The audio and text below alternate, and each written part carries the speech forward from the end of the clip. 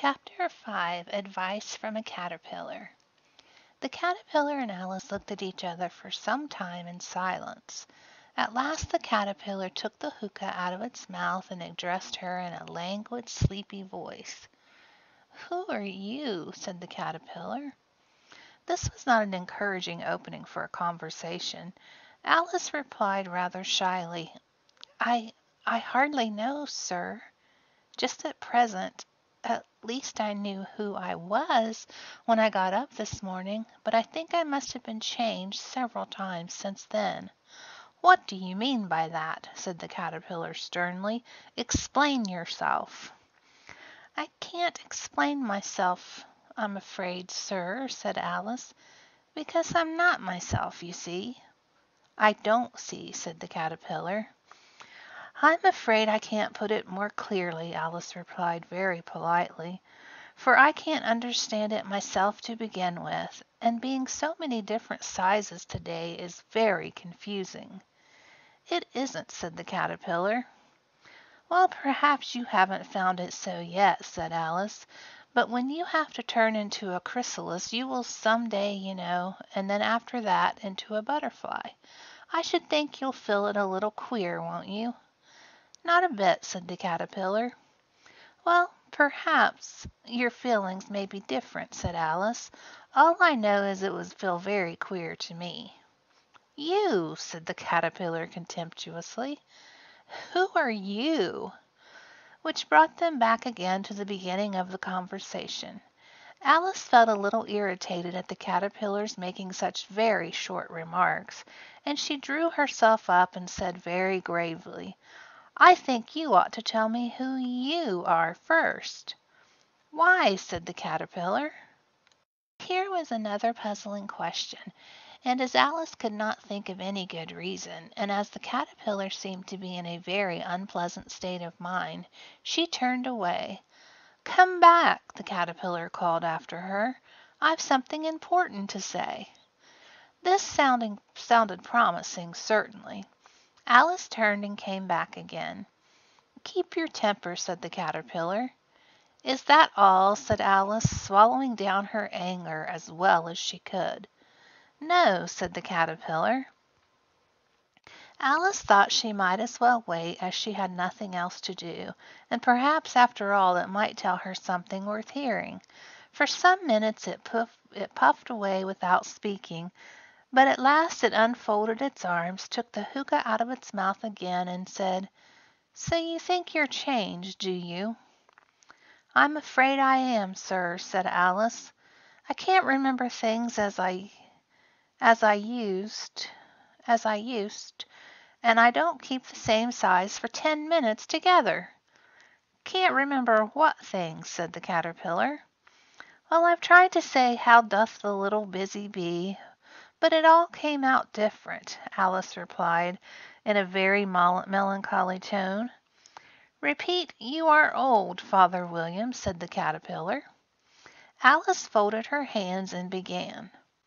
"You are old, Father William," the young man said, "and your hair has become very white, and yet you incessantly stand on your head.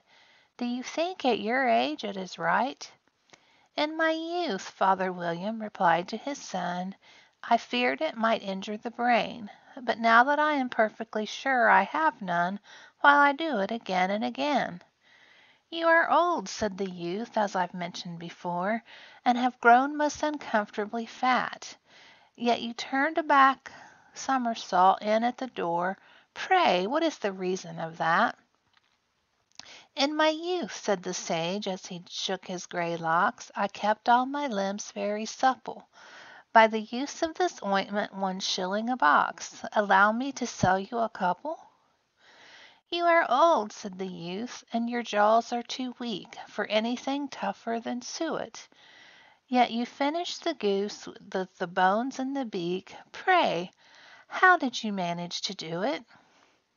"In my youth," said his father, "I took to the law, and argued each case with my wife, and the muscular strength which it gave to my jaw has lasted the rest of my life."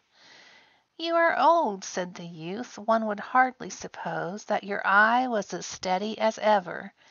Yet you balanced an eel on the end of your nose. What made you so awfully clever?" "I have answered 3 questions, and that is enough," said his father. "Don't give yourself airs. Do you think I can listen all day to such stuff? Be off, or I'll kick you downstairs." "That is not said right," said the Caterpillar. "Not quite right, I'm afraid," said Alice timidly.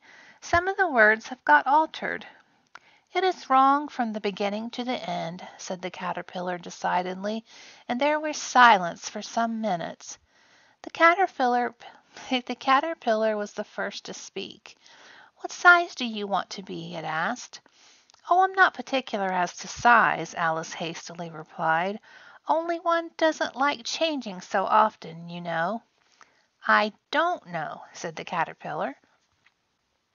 Alice said nothing. She had never been so much contradicted in her life before, and she felt that she was losing her temper. "Are you content now?" said the Caterpillar. "Well, I should like to be a little larger, sir, if you wouldn't mind," said Alice. 3 inches is such a wretched height to be." "It is a very good height indeed," said the Caterpillar angrily, rearing up itself upright as it spoke. It was exactly 3 inches high. "But I'm not used to it," pleaded poor Alice in a pitiful tone, and she thought of herself, "I wish the creatures wouldn't be so easily offended." "You'll get used to it in time," said the Caterpillar, and it put the hookah in its mouth and began smoking again. This time Alice waited patiently until it chose to speak again. In a minute or two the Caterpillar took the hookah out of its mouth and yawned once or twice and shook itself. Then it got down off the mushroom and crawled away in the grass, merely remarking as it went, "One side will make you grow taller, and the other side will make you grow shorter." "One side of what? The other side of what?" thought Alice to herself. "Of the mushroom," said the Caterpillar, just as if she had asked it aloud, and another moment it was out of sight. Alice remained looking thoughtfully at the mushroom for a minute, trying to make out which were the 2 sides of it, and as it was perfectly round, she found this a very difficult question. However, at last she stretched her arms round it as far as they would go and broke off a bit of the edge with each hand. "And now, which is which?" she said to herself, and nibbled a little of the right hand bit to try the effect. The next moment she felt a violent blow underneath her chin. It had struck her foot. She was a good deal frightened by this very sudden change, but she felt that there was no time to be lost, as she was shrinking rapidly, so she set to work at once to eat some of the other bit. Her chin was pressed so closely against her foot that there was hardly room to open her mouth, but she did it at last and managed to swallow a morsel of the left-hand bit. "Come, my head's free at last," said Alice in a tone of delight, which changed into alarm in another moment when she found that her shoulders were nowhere to be found. All she could see when she looked down was an immense length of neck, which seemed to rise like a stalk out of the sea of green leaves that lay far below her.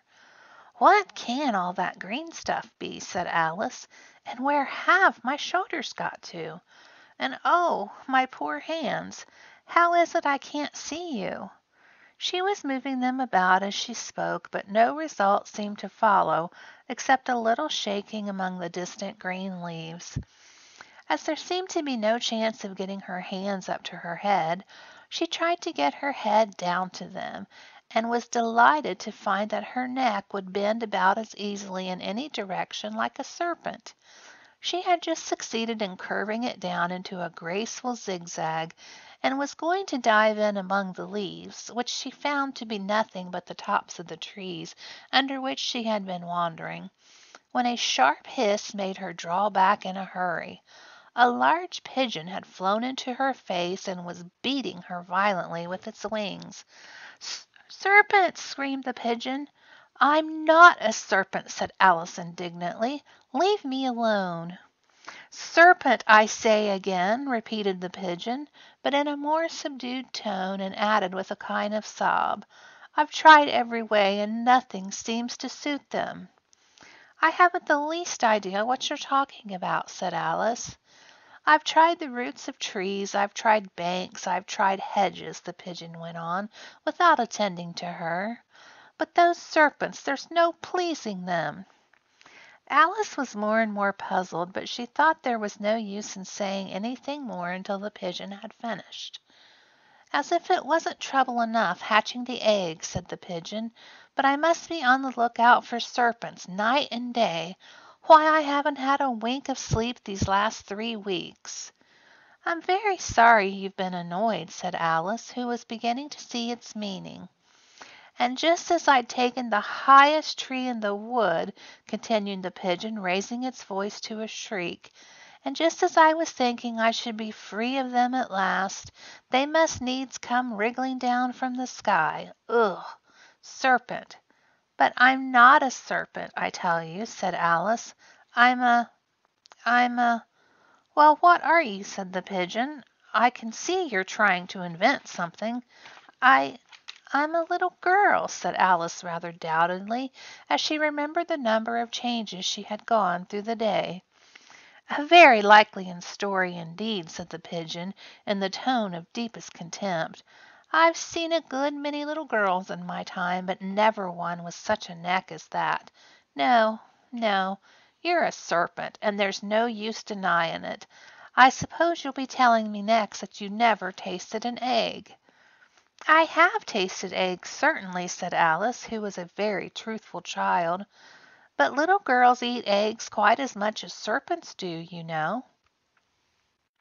"I don't believe it," said the pigeon.